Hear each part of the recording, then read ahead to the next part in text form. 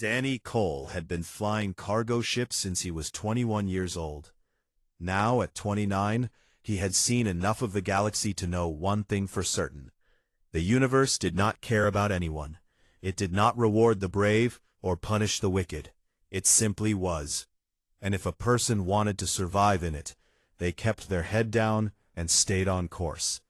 That was exactly what Danny planned to do the night everything changed. He was hauling a shipment of water purifiers through the Tessari Drift, a stretch of dead space between human territory and the edge of the Aethori Dominion. The drift was a graveyard. Old warships floated in silence, broken apart by battles fought long before Danny was born.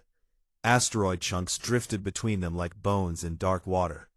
Most pilots avoided the drift entirely, but Danny liked it. It was quiet. No traffic, no patrols, no one asking questions. Just him and the hum of his old ship, the Finch. He was halfway through the drift when his scanner beeped. Danny looked at the screen. A distress signal. Faint, almost buried in static, coming from somewhere deep inside the field of wreckage. He stared at it for a long time. His delivery was already behind schedule. The drift was dangerous enough without chasing signals into the thick of it.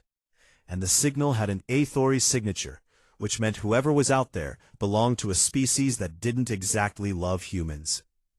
He should have kept flying. He knew that. Every smart part of his brain told him to ignore it. Danny turned the Finch toward the signal.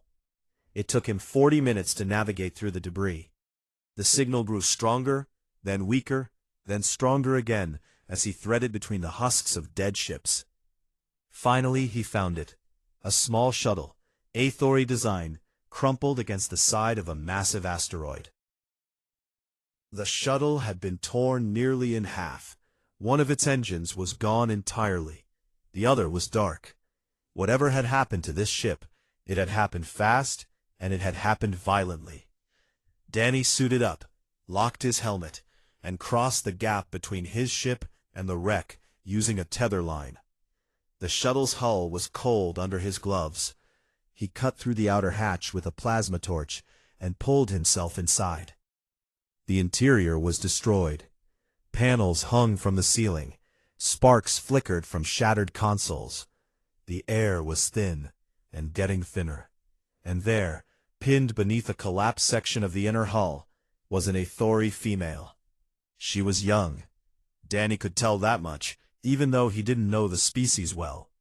Her skin was a deep blue-gray, scaled along the arms and smooth across the face, with ridges along the temples that pulsed faintly with light. Those pulses were weak. She was bleeding from several wounds along her side, and her left leg was bent at a wrong angle. Danny didn't hesitate. He braced himself against the wall, gripped the fallen plating, and pulled. It didn't move. He pulled harder. Something in his shoulder popped and burned, but he kept pulling until the plate shifted just enough. He wedged his body under it and lifted with his legs until she slid free. She made a sound, something between a gasp and a cry, and her eyes opened. They were large and gold, with pupils shaped like diamonds. They looked at Danny with confusion, then pain, then something that might have been fear. "Hey," Danny said, keeping his voice calm. "I'm going to help you. Just hold still." She didn't understand his words, but she seemed to understand his tone. She stopped struggling. Danny opened his old medic kit, the same one he had carried during his years as a combat medic, patched and restocked 100 times. He sealed the worst of her wounds with biogel, stabilized her leg with a quick splint, and wrapped her torso to slow the bleeding. Her blood was darker than human blood, almost black, and it smelled like copper and rain. Getting her back to the Finch was the hardest part. She was taller than him and heavier than she looked. Danny half-carried, half-dragged her through the wreckage, across the tether, and into his cargo hold. He laid her on the floor, covered her with a thermal blanket, and ran to the cockpit. The nearest station with medical facilities was Farpoint, a neutral outpost 4 hours away at full burn. Danny pushed the Finch as hard as she could go. During those 4 hours, Danny sat beside the alien woman whenever he could leave the controls. She drifted in and out of consciousness. Sometimes, she whispered in her language. Words that sounded like music played through water. Once, her hand reached out and found his. Her fingers were longer than human fingers, cool and strong, and she gripped him like he was the only solid thing in the universe. Danny held on. When they finally docked at Farpoint, Danny carried her down the ramp himself, shouting for a medic. The station's medical team rushed forward with a stretcher. They stabilized her quickly. Farpoint had Aethori medical supplies because of its position near the border. Danny leaned against the wall outside the medical bay, exhausted, his shoulder throbbing, his suit smeared with alien blood. He figured that was the end of it. He had found someone hurt, he had helped. Now he would file a report, get his shoulder looked at, and get back to his delivery. Then the station's Aethori liaison officer arrived. He was a tall, thin male with gray-green scales and a calm expression that shattered the moment he saw the patient through the medical bay window.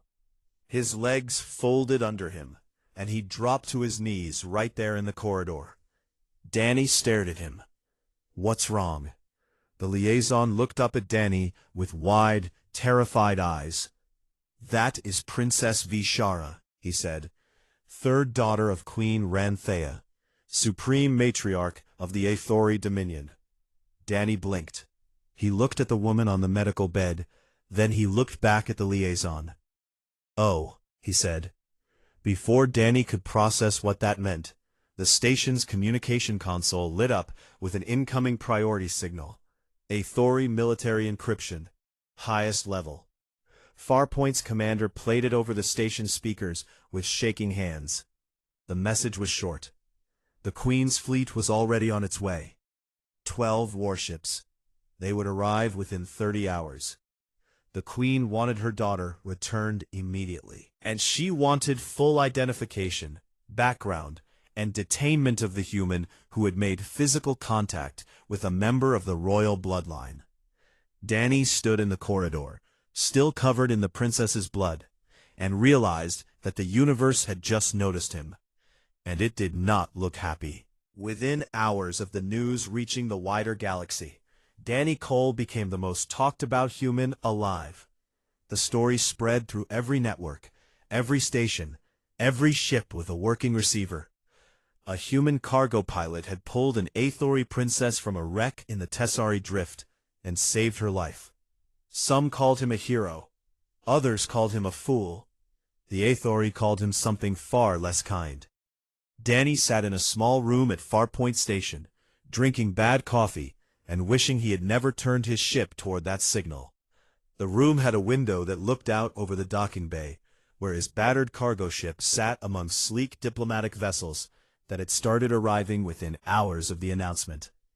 The Finch looked like a stray dog at a horse show. She sat across from Danny and folded her hands on the table.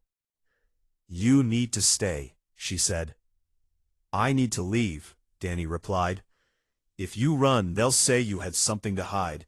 Every human near Aethori space will pay for that." Danny looked at her. He knew she was right. He also knew that staying meant walking into something he didn't understand and couldn't control. But Katie's words stuck in his mind. Every human near Aethori space. This wasn't just about him anymore. "Fine," he said. "I'll stay." The next day, Vishara asked to see him. Danny was escorted to the medical bay by 2 Aethori guards who looked at him the way a person might look at an insect that had crawled onto their dinner plate. Vishara was sitting up in bed, her wound sealed with Aethori medical technology, far more advanced than Danny's old biogel. She looked fragile but alert, her golden eyes tracking Danny as he entered the room. A translation device sat on the table beside her bed. When she spoke, her words came out in that flowing musical language, and the device turned them into flat, mechanical English. "You are the one who pulled me from the wreck," the device said. "Yes," Danny said. "Why?" Danny frowned. It was such a simple question, but the way she asked it, like the answer mattered more than anything, made him pause. "Because you were hurt," he said. "You did not know who I was." "No." "You did not know if I could reward you." "No." "Then why?" Danny shrugged. "Because you were hurt," he said again. "That's all there is to it." Vishara studied him for a long moment. Then she said something the translator rendered as, "Among my people, no one helps without a reason. There is always a price, always an angle. You are telling me you have none. I'm telling you the truth." Something shifted in her expression. Something soft and surprised, like someone seeing sunlight after a long time in the dark. "Thank you," she said. Not formally. Not the way a princess thanks a servant. The way a person thanks another person. Danny nodded. "You're welcome." Neither of them noticed Commander Sailvas standing in the doorway, watching. He was the Queen's personal enforcer, tall, powerfully built, with dark red scales and cold black eyes. He had arrived ahead of the fleet to assess the situation.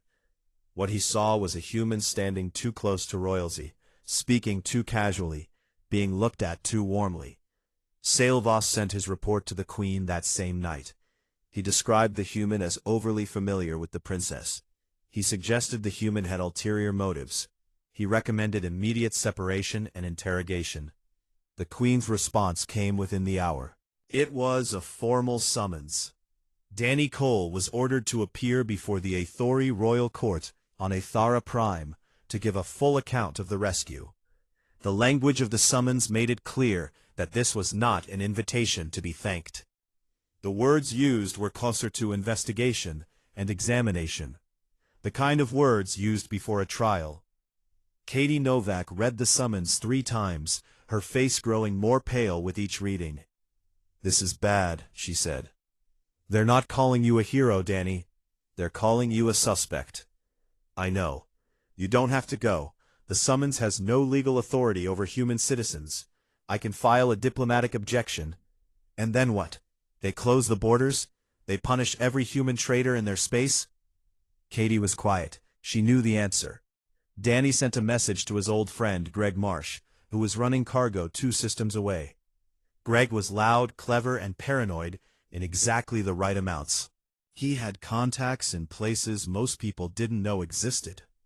Danny told him what was happening, and asked him to keep his ears open. Greg's reply was short. "Don't go. They'll eat you alive." Danny read the message, deleted it, and packed a small bag. The next morning, he walked down the corridor to the docking bay, where an Aethori warship waited. It was enormous, a dark, angular thing that looked like it had been carved from a single piece of stone. The guards at the ramp looked down at Danny the way mountains look down at rain. Danny walked up the ramp. He carried no weapons. He had no legal protection. He had no plan beyond telling the truth and hoping it was enough. As the warship pulled away from Farpoint, Danny stood at a small viewport and watched the station shrink to a point of light. Somewhere behind him, in the deep places of Aethori space, a queen was waiting for answers.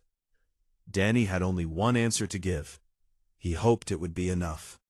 Aethara Prime was the most terrifying place Danny Cole had ever seen, and he had seen a lot of bad places.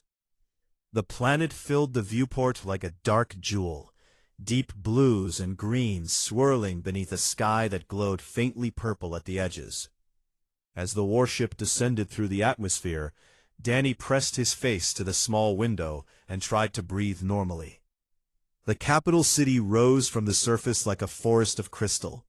Towers stretched so high they disappeared into low clouds, their surfaces catching the light and splitting it into colors Danny had no names for. The streets below were wide and clean and filled with Aethori, thousands of them, millions of them, moving in patterns that looked almost like choreography. Everything was precise. Everything was ordered. Everything said very clearly that this was not a place for humans. They landed on a platform near the center of the city. When Danny stepped off the ship, The air hit him first. It was thick and warm, and carried a strange sweetness. Pheromone signals, Katie had warned him. The Aethori communicated partly through chemicals in the air. Danny's human nose could smell them, but his brain couldn't read them. He was, in every sense, unable to understand what was being said around him. The guards escorted him through the streets. They did not try to hide him. In fact, Danny got the feeling they were showing him off, a small, soft, alien creature walking through the heart of the most powerful civilization in the sector. People stopped to stare. Some of them hissed, a low, vibrating sound that Danny felt in his chest more than his ears. Others simply watched, with expressions he couldn't read. He arrived at the palace. It was not a building, so much as a mountain that had been shaped into one. Massive, ancient, covered in carvings that told stories Danny couldn't understand. The entrance alone was tall enough to fly a shuttle through. Inside, the throne room waited. It was vast. The ceiling disappeared into shadow far above. The walls were lined with members of the court, advisors, military officers, nobles, all standing in perfect silence. At the far end, raised on a platform that climbed in wide steps toward the back wall, sat Queen Runthea. Danny had seen images of her during the journey, but images didn't capture what she actually was. The queen was tall, even by Aethori standards. Her scales were a deep, almost black blue, and they shimmered with a light that seemed to come from within. Her eyes were the same gold as her daughter's, but colder, sharper, like looking into the eyes of something very old and very patient. She wore no crown. She didn't need one. Everything about her said power in a language that needed no translation. Beside her, on lower seats, sat her daughters and closest advisors. Danny spotted Vi Shara among them. She was watching him, and when their eyes met, she gave the smallest nod. It was the only friendly gesture in the entire room. Danny was led to the center of the floor. There was no chair, no table, no advocate or translator assigned to help him. Just a small translation device clipped to his collar, and a circle of open stone beneath a ceiling that made him feel like an ant at the bottom of a well. The queen spoke. Her voice was low and resonant, and it carried through the room without effort. The translator in Danny's ear turned her words into flat English, but the weight behind them needed no translation. State your name, Danny Cole. State your occupation, cargo pilot. You were found in Aethori-adjacent space with a member of my bloodline on your vessel. Explain. Danny took a breath. I was flying through the Tessari drift on a cargo run. My scanner picked up a distress signal. I followed it. I found a wrecked shuttle with a wounded passenger inside. I treated her injuries and brought her to the nearest station for medical help. I did not know who she was. The queen's eyes didn't move from his face. You entered a region near Aethori-controlled territory. The drift is neutral space. I had a legal right to be there. You made physical contact with a member of the royal house. She was bleeding to death. I sealed her wounds. You transported her on your personal vessel for several hours, alone. There was no one else. The questions kept coming. Each one was designed to make his actions sound suspicious. The queen asked about his military background. She asked about his connections to human intelligence agencies. She asked what he expected in return. She asked if he had transmitted the princess's location to anyone during the flight. Danny answered every question the same way, plainly, directly, without raising his voice or looking away. He didn't try to impress the court. He didn't try to defend himself with big words or clever arguments. He just told the truth, one simple sentence at a time. The court murmured. Danny could feel the confusion in the room, even through the pheromone signals he couldn't read. This was not how people behaved in front of the queen. People begged. People flattered. People calculated. They did not simply stand there and speak as if the queen was just another person asking questions. Commander Salavos stepped forward from his position near the throne. He bowed to the queen and turned to address the court. His voice was sharp and sure. He suggested that the human's calm demeanor was itself evidence of training, that no ordinary person would be so composed before the Aethori throne. He recommended that Danny be detained for deeper interrogation. The room grew still. Danny felt something cold settle in his stomach. He understood what deeper interrogation meant. It meant pain. It meant a cell. It meant he might not walk out. Then a chair moved. A figure stood.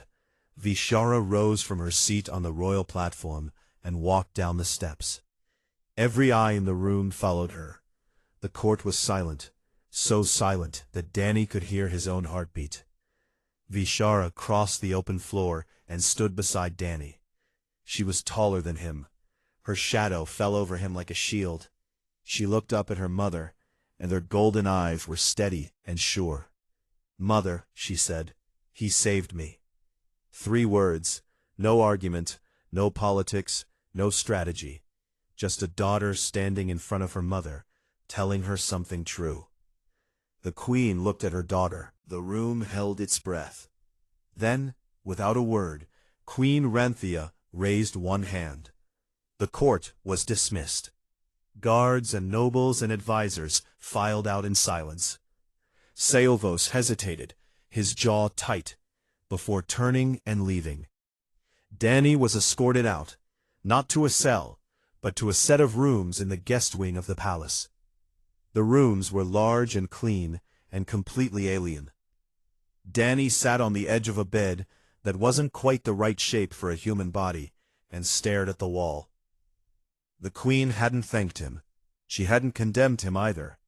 She had simply looked at him with those ancient golden eyes, and Danny had the feeling that a judgment was still being made, slowly, carefully, in a language he would never fully understand. The days that followed were strange and tense, like the air before a thunderstorm. Danny was not a prisoner, but he was not free either. He could move within certain areas of the palace, always followed by guards who kept their distance but never let him out of their sight. He ate Aethori food that tasted like nothing he could compare to anything from Earth. He slept in a room with no lock on the door and no way to leave the planet. Outside the palace walls, the galaxy was coming apart over him. Katie Novak sent encrypted updates when she could. The news was bad. Conservative factions within the Aethori Dominion had seized on the incident like a weapon.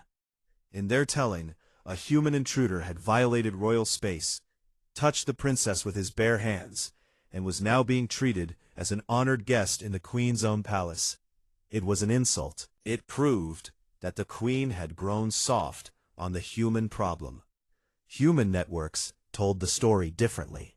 A brave pilot had saved an alien princess and was now being held against his will by a hostile government. Protests were forming at human embassies. Trade ships were being turned away at Aethori borders. Diplomatic channels that had taken decades to build were freezing shut one by one. Danny had become a symbol, and symbols were dangerous things. Inside the palace, Sailvos was busy. Danny didn't see much of the commander, but he felt his presence like a shadow on the wall. Sailvos moved through the court with quiet purpose, meeting with conservative council members, sharing details from his reports, details that were carefully chosen to make Danny look like something more than a simple cargo pilot. A former combat medic, military training, found in restricted adjacent space, too calm under pressure, too composed before the throne. The picture Sailvos painted was not of a man who had stumbled into a rescue. It was of a man who had been placed there on purpose. Vishara did not care about politics. She came to see Danny on the 3rd day, walking into his quarters without announcement, trailing 2 nervous guards who clearly wished they were somewhere else. She sat on the floor across from him. Aethori didn't use chairs the way humans did. and looked at him with those golden eyes that seemed to hold questions she hadn't figured out how to ask yet. "Tell me about humans," she said through the translator. Danny laughed a little. "That's a big topic. Start with something small." So he did. He told her about growing up in a small town, about learning to fix engines before he learned to read properly, about joining the medical corps because someone told him he had steady hands, about the people he had saved and the people he hadn't, and how the ones he hadn't saved stayed with him longer than the ones he had. Vaishara listened to all of it. Then she asked, "Why do humans run toward danger?" Danny thought about it. "I don't think we all do, but the ones who do, I think it's because we don't live very long. We get maybe 80, 90 years if we're lucky. That's nothing compared to your people. So we figure, if we're going to be here for such a short time, we might as well do something that matters while we can." Vaishara was quiet for a long time after that.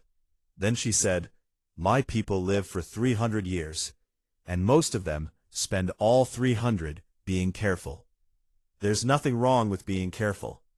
There is if it means you never help anyone." That conversation stayed with Danny long after Vaishara left. It stayed with him through the next 2 days, through the silence of the palace, through the growing weight of something he could feel building around him but couldn't see. On the 6th day, the queen summoned him again. This time there was no court, no audience, just a private chamber deep inside the palace with walls that seemed to absorb sound. The queen sat in a simple chair. Danny stood. A translation device sat between them on a small table. Ranthea studied him for a long time before speaking. Danny held still under that gaze, even though it felt like standing under a spotlight that could see through walls. "My daughter speaks of you often," the queen said. Danny said nothing. "She tells me you are kind. She tells me you expected nothing for what you did. She tells me this as if it is remarkable. Among my people, it is remarkable. Among mine, it's just Tuesday," Danny said, and immediately wished he hadn't. But something in the queen's expression shifted. Not quite a smile, but something close to curiosity. "In Aethori culture," she continued, "saving a life creates a bond, a debt that cannot be repaid. This bond between you and my daughter is by our law permanent, and it is by our politics unacceptable." Danny felt the weight of those words settle on him. "I didn't ask for a bond, I know what you did. The question is what you want." The queen leaned forward slightly. "What do you want, human?" Danny looked at her, this ancient, powerful being who controlled a dominion spanning hundreds of worlds.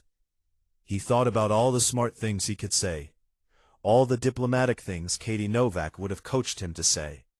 Instead, he said the only true thing he had. "I want to go home, and I want your daughter to be safe. That's it." The queen leaned back. Her golden eyes narrowed just slightly. "You are either the most honest creature I've ever met," she said, "or the most dangerous." Danny didn't get a chance to respond. A chime sounded, urgent, sharp. An aide rushed in and whispered something to the queen. Her expression hardened instantly. Sailvoss had made his move. He had presented fabricated evidence to the emergency council. Doctored flight records, forged communications, a manufactured case proving that Danny Cole was a human intelligence operative. The council was convening an emergency session, and they were calling for Danny's execution. The council chamber was older than the throne room, carved deep into the rock beneath the palace, where the air was cool and the walls were thick enough to hold secrets. Danny was brought in with his hands locked in restraints that glowed faintly blue, energy cuffs that tightened if he moved too quickly. The guards who escorted him would not look at his face. The council sat in a half-circle on raised stone seats. There were 12 of them, the highest-ranking officials in the Aethori Dominion, each one responsible for a sector of the empire. Some of them were old, with scales faded to pale gray. Others were younger, sharper, with eyes that burned with ambition. Behind them, standing in the shadows, were their aides and advisors and personal guards. Queen Ranthea sat at the center, elevated above the rest. Vishara sat to her left. Both of them were perfectly still. Sailvos stood at the front of the chamber, tall and certain, his dark red scales catching the low light. He spoke with the confidence of someone who had already won. His voice filled the chamber as he laid out his case. The humans' flight records had been altered, he claimed. The original data showed that Danny Cole had deviated from his registered route 3 days before the rescue. Proof that he had been searching for the princess's shuttle. Communications between Danny's ship and an unidentified human vessel suggested he had been receiving instructions. His military background as a combat medic was not a coincidence, but a qualification. He had been chosen specifically for this operation, to create a rescue scenario that would place a human agent inside the Athori royal court. It was a lie, all of it. But it was a well-built lie, constructed from real details, twisted just enough to look like truth. The flight records had been doctored expertly. The communications were fabricated but convincing. Sailvos had spent days building this case, and he presented it with the smooth authority of someone who believed power was all that mattered. Several council members nodded along. One of them, a gray-scaled elder named Torvash, spoke up immediately. He called the human a threat to the Dominion and demanded sentencing under military law, which, for an alien spy, meant death. Danny stood in the center of the chamber and listened to them debate whether he should live or die. He didn't argue. He didn't shout. He didn't beg. There was nothing he could say that would convince 12 aliens who had already decided he was guilty. So he stood there, quiet and still, and he waited. On Farpoint Station, 2 systems away, Greg Marsh and Katie Novak were not waiting. Greg had been digging for weeks. Danny had asked him to keep his ears open, and Greg had done more than that. He had pulled old contacts, traded favors, and spent days buried in communication intercepts that he shouldn't have had access to. What he found changed everything. Katie had the diplomatic channels. She knew which Athori officers could be trusted, and which ones owed favors to people who owed favors to her. Together, she and Greg assembled a package of evidence so clean and so damning that there was no way to argue with it. In the council chamber, as Torvash called for a vote on sentencing, the chamber's communication system activated. An incoming transmission, priority level, diplomatic override. Katie Novak's face appeared on the screen, calm and hard as iron. "Members of the Athori High Council," she said, "before you vote, you should see what Commander Sailvos didn't want you to find." What followed destroyed the room. Katie broadcast authenticated Athori military communication logs, Sailvos's own encrypted messages, pulled from servers he thought were untouchable. The messages told a story so different from the one Sailvos had presented that the council fell into stunned silence. The princess's shuttle had not crashed by accident.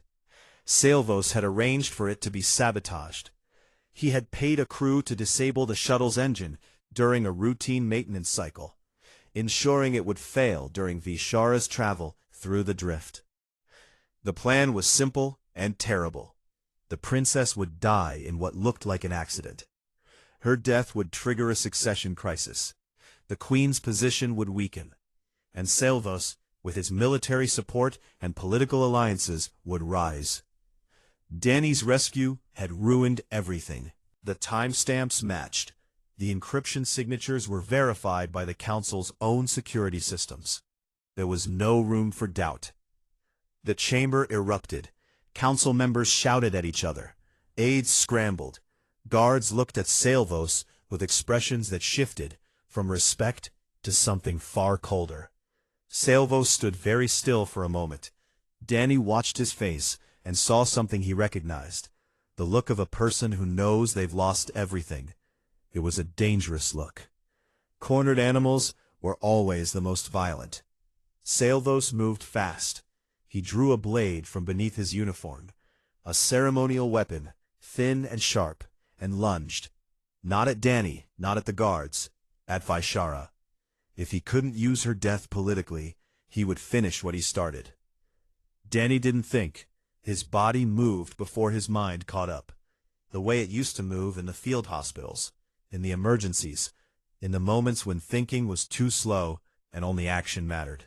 He threw himself forward, hands still locked in restraints, and put his body between the blade and the princess.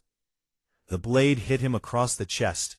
It cut through his clothes and into skin and muscle, a line of white-hot pain from his left shoulder to his right side. Danny staggered, but didn't fall.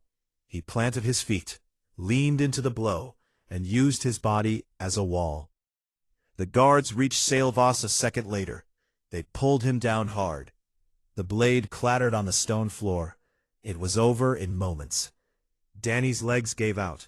He dropped to his knees, then to the floor. Blood, red, human, unmistakable, spread across the ancient stone. Vishara caught him before his head hit the ground. She held him, her hands pressing against the wound, her voice saying words the translator couldn't keep up with. The throne room fell silent, for the second time because of a human bleeding on its floor. Then something happened that no one in the chamber had ever seen before. Queen Ranthea stood. She descended from her seat, step by step, down from the platform where she had sat above her subjects for decades. She crossed the floor, and she knelt. The Queen of the Aethori Dominion knelt beside a human cargo pilot who was bleeding out on her council chamber floor. She looked at his face. His eyes were open, barely, and they found hers. Danny tried to speak. The pain made it hard, but he managed 4 words, pushed through gritted teeth. "She's safe. We're good." The Queen looked at him for a long moment. Then she turned to her guards and gave an order. Sharp, absolute, unchallengeable. Her personal physicians, now, save him.